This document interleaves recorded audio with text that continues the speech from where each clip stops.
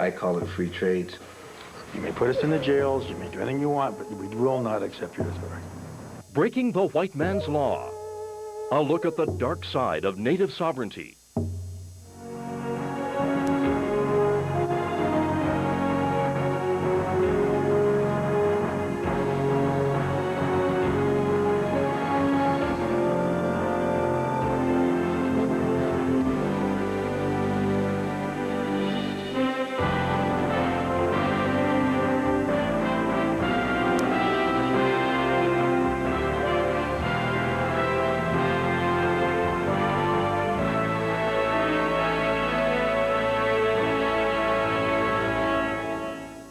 Good evening, I'm Knowlton Nash.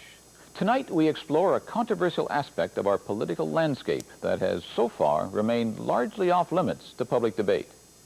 Over the past 20 years, Native people in Canada have made significant strides towards controlling their own destiny. But for all the progress, there's another side to the story of Native self-determination. It involves smuggling, violence, intimidation, and links to organized crime. Tonight's documentary takes us into a shadowy underworld to show this dark side of native sovereignty through the eyes of those caught up in it. Some of the material you are about to see was obtained through the use of hidden cameras and microphones. As well, the identity of some of the participants has been concealed. And viewers should also be aware that tonight's documentary contains coarse language.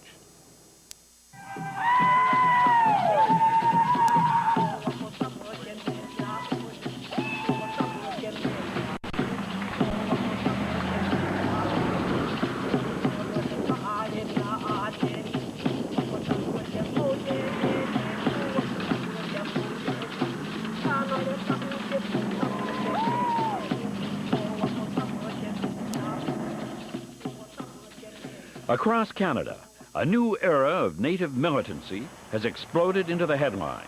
From British Columbia in the west to Ontario, Quebec, and New Brunswick in the east, images of confrontation have become familiar and frightening. This movement has its origins in the abject poverty of many reserves and the structures of the reserve system itself. Tonight, we show how this new militancy has increasingly become identified with Indian organized crime. We see how this criminal activity has undermined native governments, compromised the taxing powers of Canadian and U.S. governments, and linked itself to outside organized crime, and in victimizing other Indians has cast a dark cloud over the cause of native sovereignty. At the center of our story are 4 natives who agreed to talk openly about their criminal activities and to assert that Indian sovereignty has placed them beyond the reach of Canadian and American law. The best day I've ever had, I bought $1.3 million worth of cigarettes between opening and closing time at wholesale in Montreal. Reg Hill was the first to take advantage of the Indians' tax-free status to smuggle cigarettes. Subsequent attempts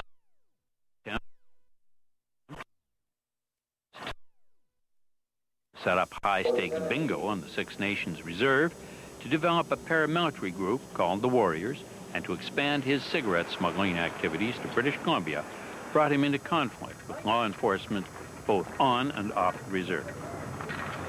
So I haven't left voluntarily. It would take a maniac to walk away from that kind of activity. But every time they shut us down, then of course I've had to find some other pursuit. On a Saturday night, we'd have crowds of over 5,000 in my building at one time. And we could legitimately only service about 1,100 people. So there was just an overflow all the time. Tony Laughing used his profits from cigarette smuggling to set up casino-style gambling over the objections of the Akwesasne Reserve Council and in violation of New York state law. I went to jail because I had nobody's permission. And the big part about it is they said that I would be ruling everybody's sovereignty. And I said, that's not true. I said, I was practicing my sovereignty, doing as I damn well please on my land. Now Tony has a new venture. It's going to be a distillery. What would be your gross in a day? A truckload sells for around 120,000 Canadian a truckload. So if you do 4 or 5 truckloads a day, you're doing $500,000 worth of business. Cigarette smuggling depended on a flow of Canadian cigarettes shipped across the border to U.S. wholesalers. The cigarettes were then brought back to Indian reserves in Canada, from where they made their way across the country. One of those who supplied Canadian Indians from the American side was Smokin' Joe Anderson on the Tuscarora Reserve near the Canadian border. Like Reg Hill, he organized a group of warriors to protect his operation. Later, this produced an image.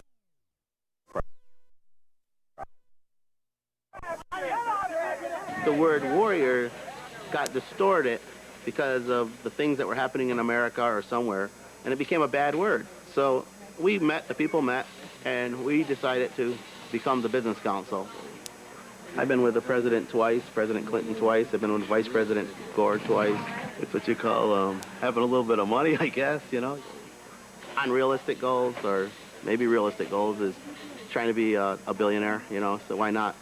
It's there, and that's the business that you're looking at. And it'd be tremendous to have a few more billionaires in the world, you know. The Indian Act states, the Indian Act was made by you people. Indians don't pay no taxes. Not excise taxes, not provincial taxes, no taxes. No, we have no board. This is not Canada, United States, this is Turtle Island. We all live on Turtle Island. You're living on Turtle Island, us. Peter Montour owns a cigarette factory on the Six Nations Reserve called Grand River Enterprises. The cigarette factory operates without federal license, and Montour threatened violence if anyone interfered with it. He's been convicted on drug charges for running a marijuana smuggling pipeline from Mexico to southern Ontario. There's a lot of natives in criminal records. A lot of us do.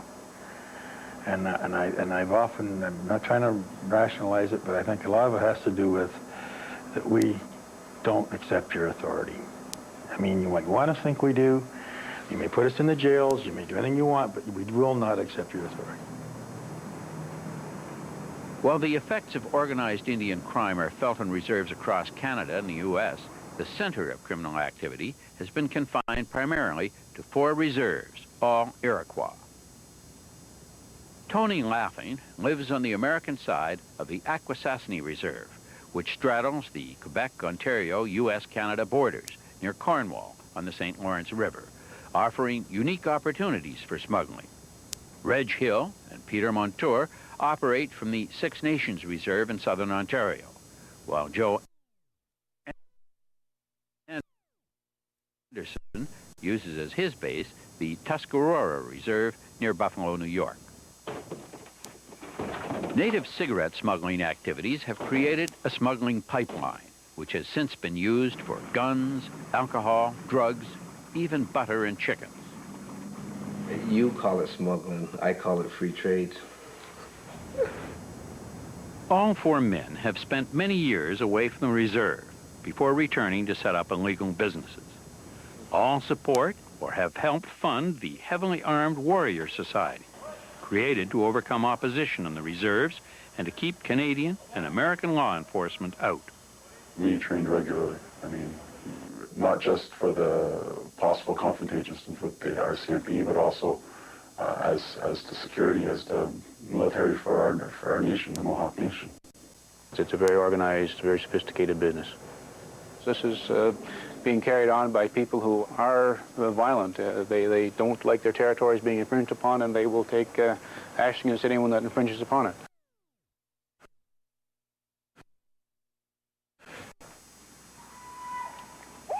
The Warrior Society is the home guard. They're bound and mandated to defend those rights, the rights to lead an existence with your own identity and who you are, the right to conduct commerce in your territory without impugning or infringing on anyone else's rights, to defend those rights and defend them in the most severest terms.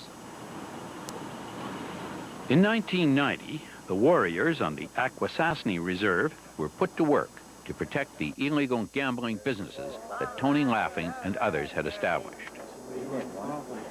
They needed to have some kind of security force that would protect gambling. You know, if we're going to be a nation and protect our sovereignty and protect our rights, then we have to have an army.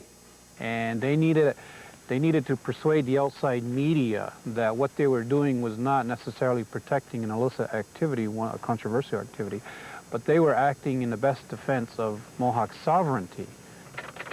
Doug George was the editor of Akwesasne Notes and Indian Time, the reserve's two newspapers, both editorialized against gambling on the reserves. Instead of, working as a collective for the good of the community, which was a central core value of Iroquois people, now it's all individualism. I need to get mine while I can, and I need to get rich as quick as I can with minimal effort. Gambling was only one of the issues. It was not the major issue. It was who was going to control the money that was made from gambling. Twice, Doug George's newspapers were torched. In late March 1990, barricades were set up by natives opposed to gambling to prevent white customers from coming to the reserve. At the barricade, we tried to keep the gamblers out, the non-Indian gamblers. Of course, they'd send busloads, and most of us, we called it the granny tent. We sat there all night while the younger people went, took their children to bed, and some of the men tried to go to work when they could. The barricades were forcibly removed. Anti-gamblers defending them were attacked by the warriors and had their cars destroyed. There was gunfire all the time. I never heard that kind of gunfire until up there, especially at night. And we just talked, and if you were going to get hit, you were going to get hit. On April 24th, 1990, warrior intimidation escalated into a night of terror. Mike Francis, veteran and a member of the National Guard, was there. And there was millions of rounds being fired and explosives. And I had family and friends down there that ran for their lives. And I had the camera in my wife's car. And I said, well, we got to let the people know this is going on here. And right after that, we received a phone call by a radio phone saying, you're next.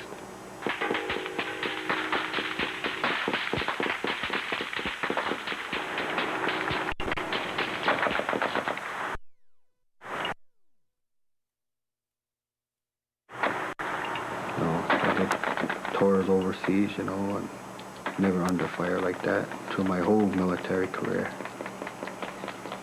And there was 3 of us that stayed behind while the people were literally crawling to their cars, getting out of there. And amazingly, nobody got killed. Ho! Keep low, they're bouncing them off the pavement. Do you realize that the warriors shot at least 5,000 rounds into 2 bunkers on both sides of the reservation, and that all the state police on the outside the reservation could not protect the innocent people from Akwesasne? It was like being in Lebanon or Vietnam. It seemed at that point that these people were about to take over the reservation. And Akwesasne is 28,000 acres. And at the end of April of 1990, they had effective control over about 95% of the reservation. And we were abandoned. No one would come and help us. No.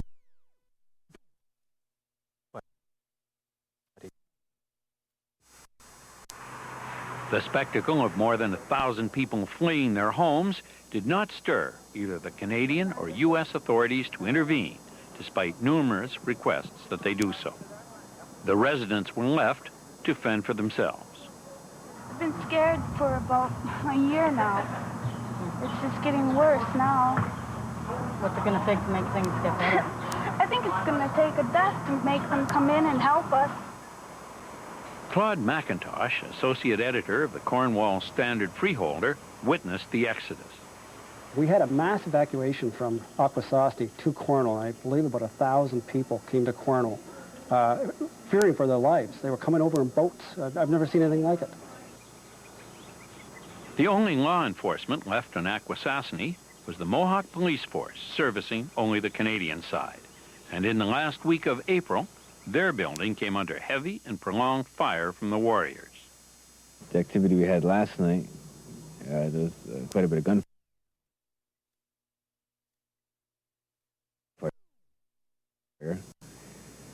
And our building was hit. The building across the street was hit quite often, and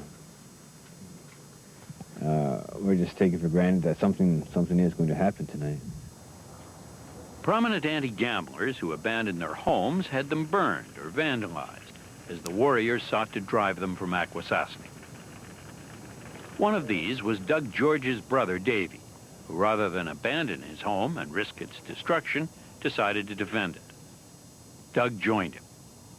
The warriors are taking one home at a time now, or different parts of this reserve, and it's just going to be, within a few hours here, everything's going to break loose.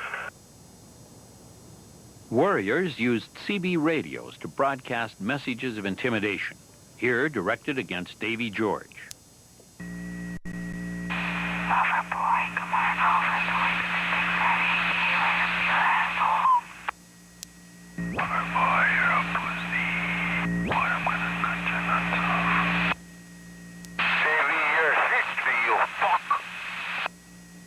For 4 days, I was there with him, and we had a prolonged gunfight with the warriors, and there were at the most 10 of us, and we know there were at least at the worst point of the fight, April 30th, May 1st, that there were upwards of 100 of them.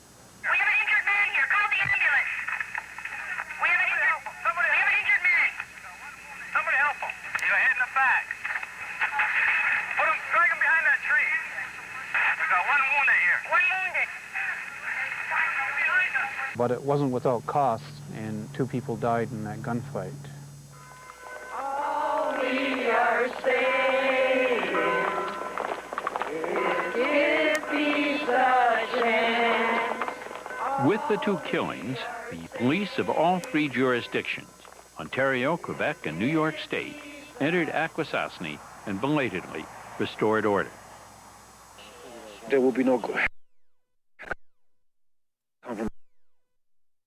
on gambling. The casino owners are criminals. You do not negotiate with the mafia. You don't do that. You don't negotiate with drug dealers or crack dealers. You know, it would be like the city of Washington saying, okay, we cannot resolve the crack problem. Let's work out a compromise with crack dealers that you can only sell crack from 2 to 5 on certain corners. No, these people initiated the attack. They supplied the means. They bought the guns. They gave the drugs that resulted in ultimately in this kind of tragedy. And there can never be a compromise with these criminals. As a result of the intercession of the 3 police forces, who stayed to make sure that gambling was not resumed, the warriors found themselves with nothing to protect. The reason the warriors went to Oka is because they lost Akwesasne. Their game plan was they were going to win control of that reservation. They almost had the outside authorities agreeable to that. We beat them back.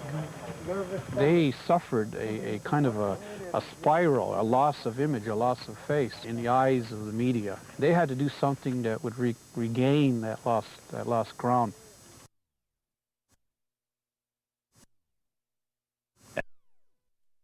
And they accomplished that.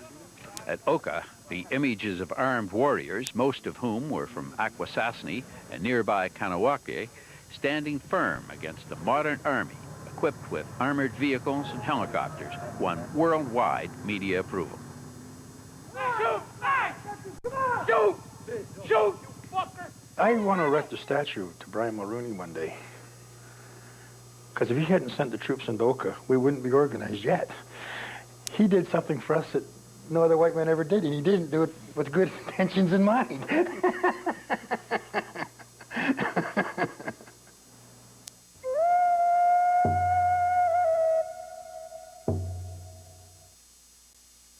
Sometimes the best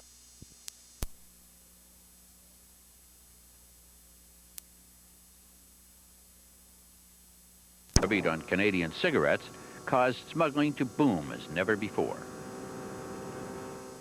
Effective midnight tonight, the excise tax on cigarettes will be increased by 3 cents per cigarette. The huge price spread between Canadian and American cigarettes, which high government taxes had created, was an invitation to smuggling, and Canadian cigarette manufacturers, losing market share to American brands, said so loudly and persistently. Bill Neville, a prominent part of several federal governments, was the cigarette industry's chief lobbyist in Ottawa. The companies made it very clear that if there was going to be a smuggling part of the market of the size that it was growing to, that they were going to insist that their brands be in the market. And therefore, they significantly increased their shipments to the United States. There's no question about that.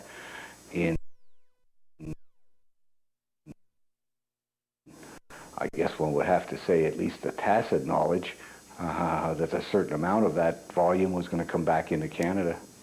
Joe Anderson recalls his experiences with representatives of some Canadian cigarette companies.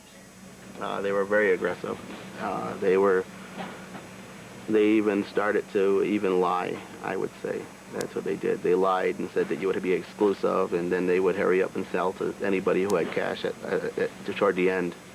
They become the Canadian companies.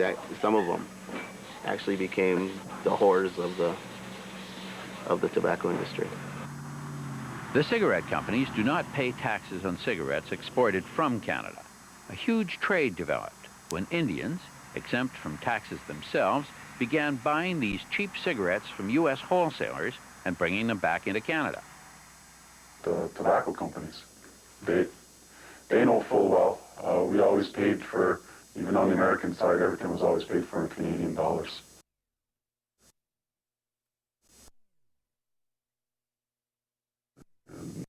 Therefore eliminating any transactions in terms of transferring the money from American to Canadian. To my knowledge, there would be virtually no direct dealings between the manufacturers and, for example, the Mohawks and others who were most intimate in this.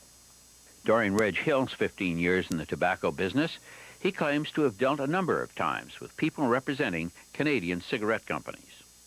I've had cigarette companies approach me and ask for a share of the volume I was doing, yes. Representatives, I mean, that was their job. They were to field people.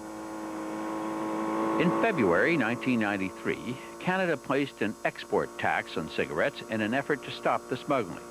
That meant that Canadian manufacturers had to pay tax on all cigarettes shipped south. The smuggling sharply decreased, but 2 months later, the tax was rescinded amid reports that the cigarette companies had threatened to move their production south of the border. I said it, it's ultimate. I mean, if this thing continues to grow, at some point, these companies are going to have to look at actually serving the Canadian market from outside of Canada. It was no threat. It was simply a statement as to what would ultimately happen. And in one case, it did happen. The cigarette manufacturer, R.J. Reynolds, opened a plant in Puerto Rico to produce export A's, which are marketed only in Canada. RJR decided they would protect their flank, as it were, by shifting the production of one of their major Canadian brands to Puerto Rico. I would say that RJR was the biggest culprit, but they were all doing it. They just took advantage of the fact that they had a plant in Puerto Rico and they had export A packages. Ladies and gentlemen, how you doing? Doug Lewis, a Solicitor General in the Mulroney government, was the minister responsible for law enforcement, including control of cigarette smuggling. Obviously, R.J. Reynolds had no intention of bringing the export A's back into Canada and paying duty on them. And they weren't selling export A's to the United States or to the American market. They were selling them for the Canadian market. I have no knowledge of that. Any comments I make about cigarette companies as good corporate citizens are strictly on their efforts to assist us with this problem. You didn't form an opinion that the cigarette companies were taking advantage of the Indians' willingness to move these cigarettes into the warehousing that developed? I had no direct knowledge of that, no. What was obvious was that the cigarettes were flowing through Akwesasne in huge quantities. If they were not to be stopped at the source, the cigarette companies, why was law enforcement so helpless in stopping the smugglers at the delivery end? The Canadian law enforcement's a joke. We've always realized that. I mean, we're fully willing to engage with the Canadian law enforcement. Because of the difference in penalties, to get caught in Canada, a slap on the wrist, get caught in the States, they can throw 400 years at you for all sorts of stuff. They'll try and pin JFK's murder on you. You never know. So I basically avoided the States. But here we have a federal police force that had no trouble sending 50 officers to Haiti, just like that, refusing to come down here and enforce the laws. So people, once the sun would start setting and night was coming on and you were on the water, you headed for the mainland and stayed off the water. And that's the way the smugglers wanted it. They thoroughly intimidated what we regard as one of the greatest police forces in the world. Our police department sits just right over here. We hear it all the time, sitting in there before we go out and patrol, whatever, shots being fired. I mean, what can we do, to come out onto the river? And by the time we even got our boat loaded to the river, to come out here and hearing all that, they'd be gone. Cheryl Jacobs is a member of the Akwesasne Mohawk Police Force on the Canadian side of the reservation, which operates under the joint authority of the Ontario Provincial Police and the Sûreté de Quebec. And the RCMP, they give them all the manpower they need, but they won't come out on the rivers either. Like the one guy says, I'm not going to die over a pack of cigarettes. The bottom line is that the law was not enforced. It was not enforced in reserves. It was not enforced at the borders. Do you think that's a fair conclusion? No, I don't think so. I think the law was enforced. It may not have been as effective as you and I would like. It may not have been as easy to enforce there as other places because of sensibilities and terrain and the fact that we were dealing with Indian reserves in a lot of cases, water, which is tougher too. So there was an effort to enforce it, no question about that. But it's not all that easy. Inspector Wayne Blackburn of the RCMP is in charge of the seizure of assets acquired from criminal activities. In this day and age,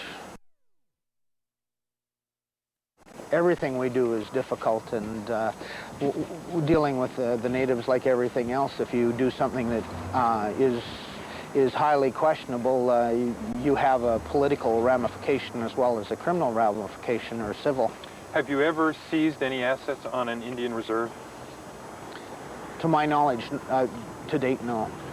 But you have seized assets outside Indian reserves, obviously. Yes. Why haven't you seized assets on Indian reserves? I'm not going to answer that question.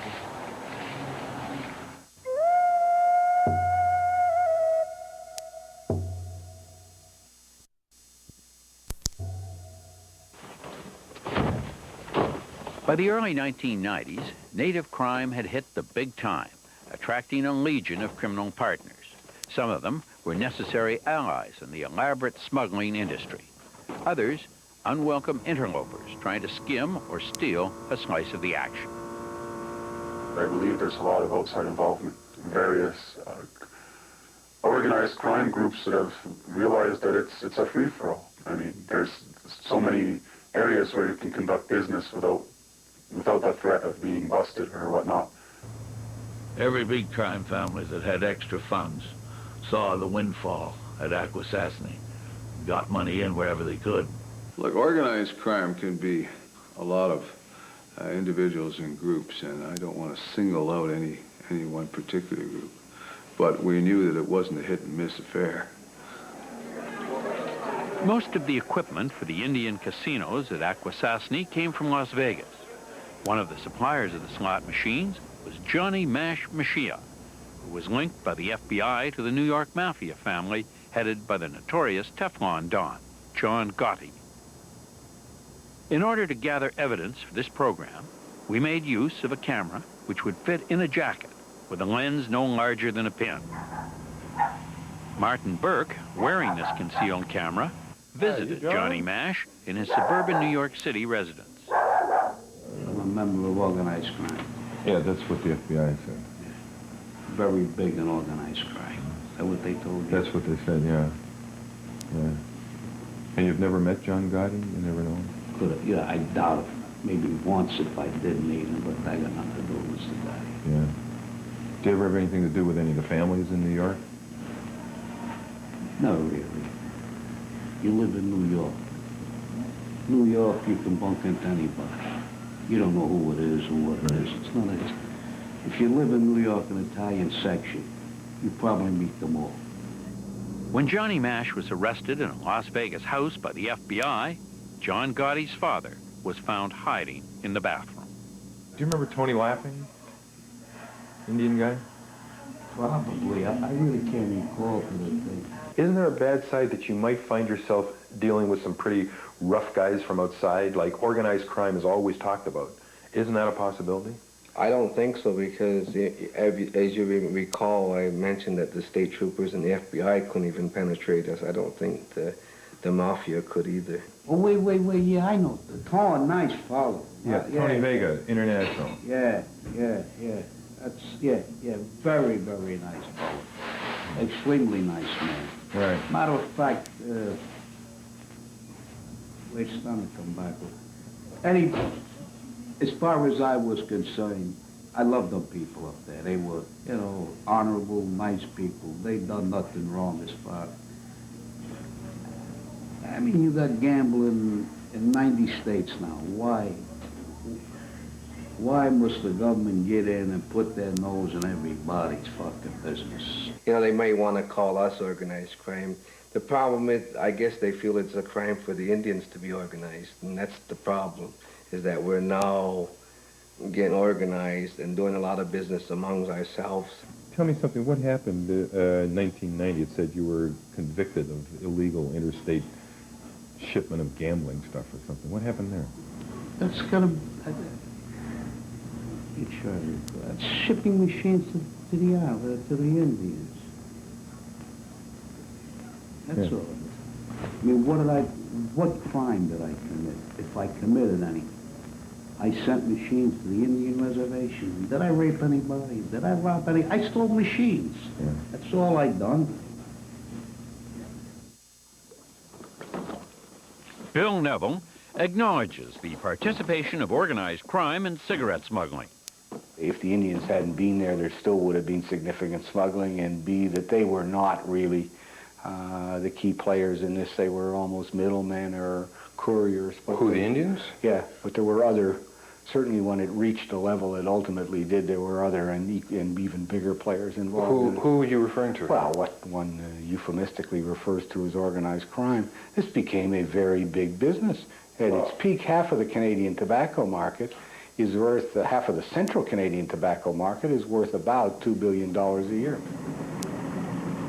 The links between native smugglers and traditional organized crime appeared in many guises. Montreal's Frank Catroni is the undisputed leader of a mob family that got involved with native cigarette smugglers as one strand in its broader web of criminal activity. Catroni's nephew, Dino Bravo in the blue trunks, was the point man, but Dino came to grief when he tried to play the game his own way. There's lots of action in this bout between Bill the Fish. He was using their money. In other words, double bind. You know, instead of bringing in one load, you bring in two and get double profits. Then he got caught. Who caught him? The Montreal Mafia? I understand that. Dino Bravo died after having been shot 15 times in the head. Hamilton, Ontario is the largest city close to the Six Nations Reserve. The Aquarium restaurant in Hamilton's East End, formerly owned by Peter Montour, was reputed to have been a hangout of organized crime. Let me ask you about some of this stuff. There was one thing about the Aquarium restaurant that it said in the Hamilton Spectator it was a known hangout for organized criminals. Well, for years they always said I was mafia and I'm an Indian, so that tell you anything about the press? One completely unexpected connection came to light during the making of this program. This man is active in organized crime. Police forces often use him as an undercover operative, and so, for a time, did we. One day, he got a surprising phone call. It was from one of our 4 key players, Reg Hill, looking for money to set up a casino. Their subsequent meeting was captured by our surveillance camera. I think that they'll find it much to their benefit if they'll recognize our right and allow us to pursue these activities and enterprises, again, within certain parameters, not Dodge City, not complete lawlessness, but in a structured manner that will, again, give a high social impact. Few support those natives who, like Reg Hill, favor the legalization of the right to sell duty and tax-free products into non-native areas. But gambling is one money-making activity which many state and provincial governments in the U.S. and Canada have encouraged. For those who share that enthusiasm, here is a cautionary tale from the tiny 32-acre Oneida Reserve in Upper New York State. With the opening of the Turning Stone Casino in 1993, gambling on the reserve became legal under New York state law. The license was acquired chiefly through the efforts of Ray Hallbrighter, and the people on the reserve were to be its chief beneficiaries. After all, they owned it, or did they?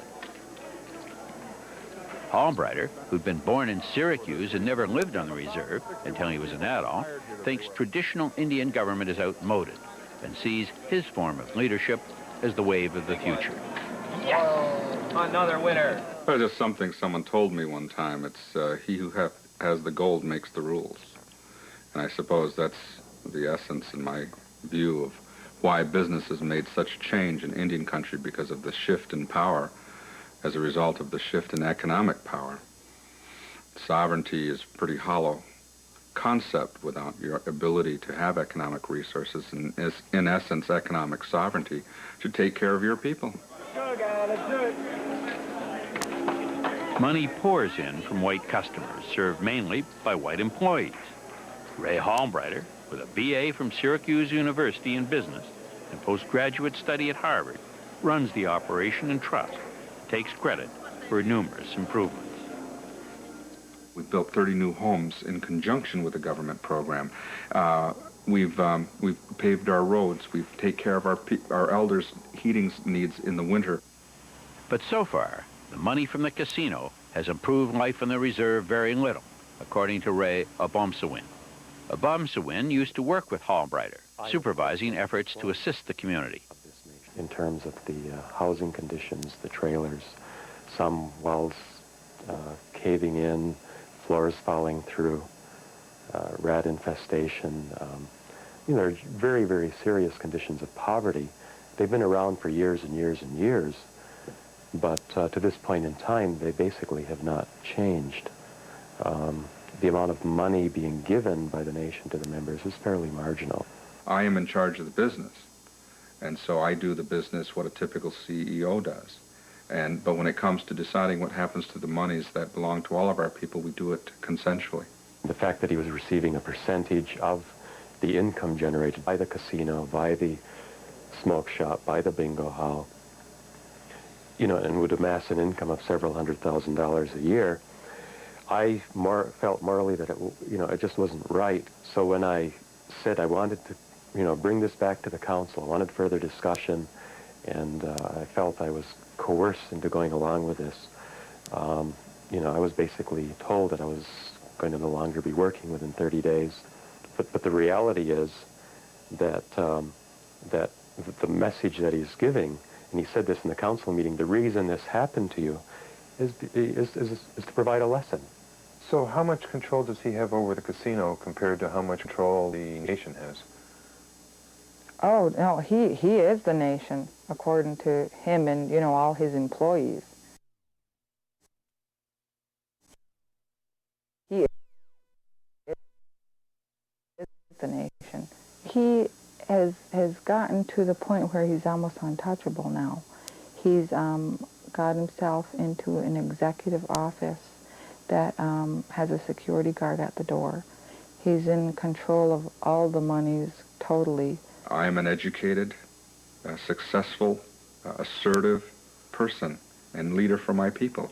My people support me by a 94% margin, which any leader in the world would love to have that kind of support from their people. Working for this nation felt like working under what I might call almost police state conditions, where you felt you could not say what you really believed, you could not express what you really thought, that you had to be careful of your every word, that you had to look over your shoulder every time you had a discussion with anyone. In fact, in one sense of the term, the Reserve has become a police state. Albrighter presides over the largest reservation police force in North America, for 32 acres, from 42 to 50 police officers, depending on whom you speak to. I don't believe in his policy that none of them are Indian, because he doesn't trust Indian policemen. But he doesn't trust Indian policemen? All the police are outside whites? There's not one that is Indian. And there are, I think, 42 or 43 officers. And it's called the Oneida Nation Right. Police. It's the only Indian police force in the country, or North America, that I know of that doesn't have any Indians on it. In fact, I've heard that some Native Americans had applied for the job and they didn't get hired because they were Native American. We're such a small group of Indians that it's easy, everybody's related. So if someone were a policeman, it's easy for them to advocate a particular family or relationship within the nation, and we wanted people who were entirely objective, people who didn't have any axe to grind, and they were just simply doing their jobs. The case of Ray Albrighter raises in extreme form the dilemma facing the Indian. Going for the money, legal or otherwise, involves fundamental shifts in political power that disrupt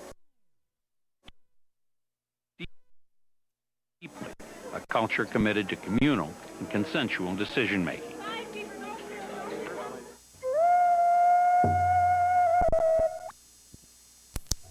They're about in the middle of the bridge now.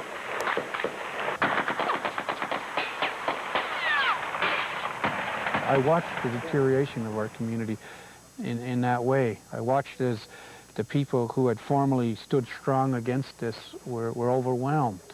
I watched as some of my friends who I stood with during those terrible times in 1990 became involved in smuggling themselves. It was just too lucrative to pass up. At Akwesasne, one of the men who stood with Doug George against gambling was Kenny Lazor. But later, Lazor, a skilled machinist, became involved with the Warriors. When Martin Burke visited him wearing a hidden camera, Lazor was facing charges of gun smuggling. So what happened? I got pulled into it. There was one big smuggler. He had a fleet of 7 boats running tons and tons of cigarettes and alcohol. Come in here one day and he says, nobody can keep my boats running. I hear you're the best. You're on salary, $2,000 a week just to maintain my boats. Okay, good. And I had 3 other clients like that, and because we had these high-powered clients that would, you know, give us money whether we fix anything or not, it pulled me in. You know, I started to neglect the other people, and that's what I'm guilty of. The moment they impact on something, even if they just went through your sweater like this, that will do that damage to the bullet. The smugglers next put Kenny Lazor's talents to work, converting guns from semi-automatics to automatics. It's all different. Are the Warriors really armed? Yeah. To the teeth. Rocket launchers, 50 calibers, belt-fed machine guns.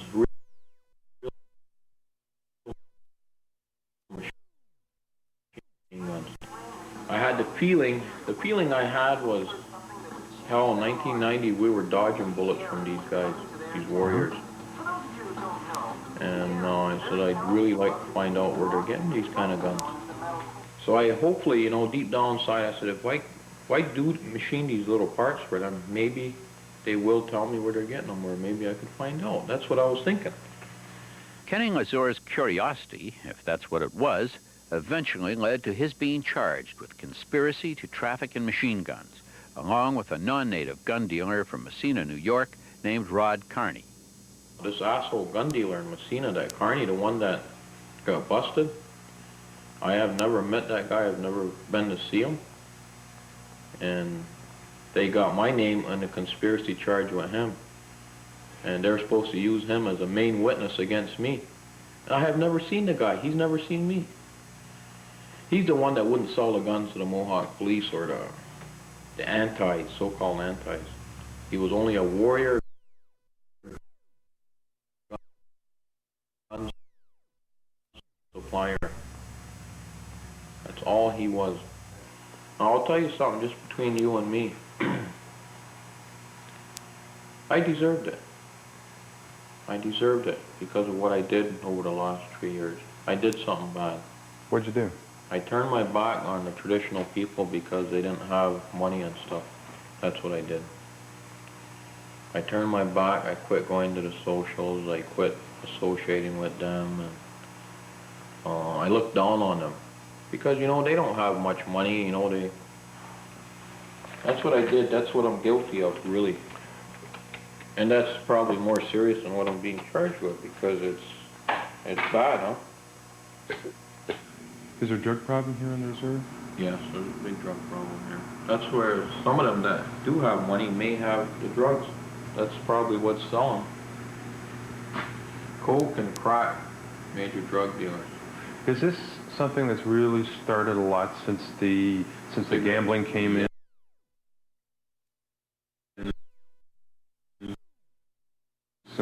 Yes. The gambling has opened doors for prostitution, cocaine, and crack. You're not Indian, so I don't expect you to believe this, but I went back to the traditional people, and they took me back and stuff, and they said, "Oh, we're going to help you." So they sent me to see a seer, and I'll tell you right now that I believe in that 100% because of what she told me and what she showed me is all true, and she knew more about me than I did. She knew about my future and everything. She knew about the trouble I was in. She knew everything.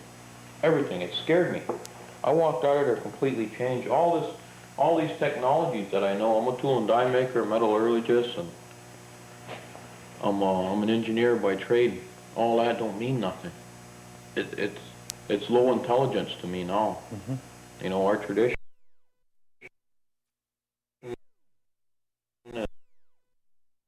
No, how we respect the Creator. That's where everything's at right now. You know. Kenning Lazor pleaded guilty to the charges of conspiracy and was sentenced to 4 years, 8 months in a U.S. penitentiary. He returned, with permission of the court, to the Canadian side of Akwesasne and has since refused to give himself up to U.S. authorities. The bitter harvest yielded by sovereignty linked to criminal activity does not alter the fact that cigarette and liquor smuggling, gambling, and other illegal activities offered natives across Canada and in the U.S.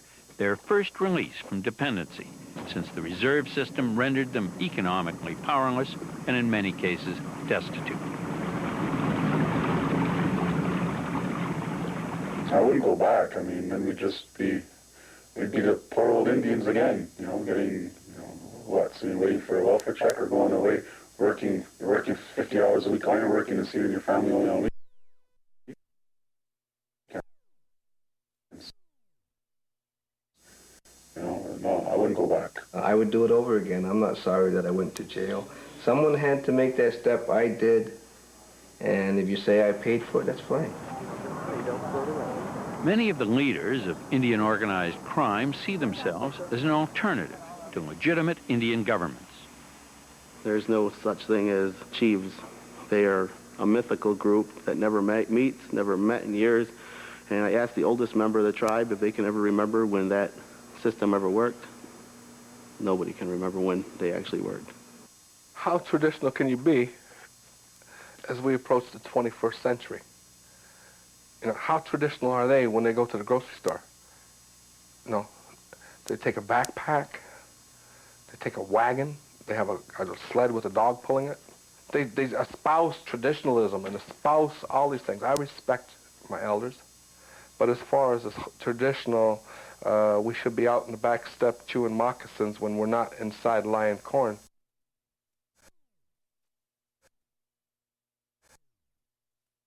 is bullshit. Natives who've resisted warrior strong-arm tactics complain that whites have been duped by skillful warrior propaganda. These people learned certain fundamental lessons, and that is if they, from Oka and from Akwesasne and Kahnawake, and that is if they screamed and threatened and beat their shields loud enough that the outside authorities would draw back. White people really want to see it resolved, and they're willing to grab at almost any solution possible. And if an Indian makes a suggestion of a possible solution, the white people will accept it almost willy-nilly without critical comment. And sovereignty no longer is a moral argument. No longer does it have that a high emotional appeal. If it can't be converted into easy bucks, then what good is it? And the demise of those ideals is, to me, the greatest tragedy of our generation. And I don't see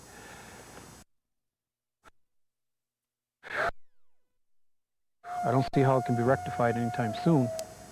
I'm not optimistic.